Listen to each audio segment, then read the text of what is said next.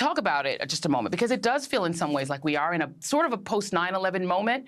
And your thoughts on that and on the way the discourse has been unfolding. In some ways worse than post-9/11, because you've got hate crimes against both communities. You've got hate in some ways imported from the Middle East into the United States against minority communities. And it's heartbreaking to hear a 6-year-old boy is killed in the Chicago area because of a foreign conflict, because of hate that arises out of a foreign conflict. This is a family, Joy, that fled from the West Bank, fled from the occupied Palestinian territories over a decade ago to get away from violence there, and they lost their son in the United States of America in 2023. It's absolutely horrific. And you have to ask the question, who wakes up in the morning and thinks, I'm going to kill a kid today? I'm not just going to kill a kid, I'm going to stab the kid to death. And I'm not just going to stab them once or twice, stab them 26 times. A 6-year-old boy.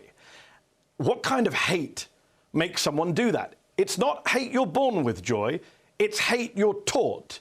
And I do not believe it was a coincidence that NBC News is reporting tonight that this alleged killer was an avid listener of conservative talk radio. We have heard some vicious and vile anti-Palestinian rhetoric in recent days from people like Tom Cotton, a Republican senator, saying, as far as he's concerned, Israel can bounce rubble in Gaza.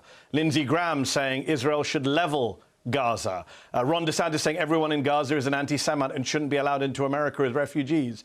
Marjorie Taylor Greene saying if you're pro-Palestinian, you're pro-Hamas.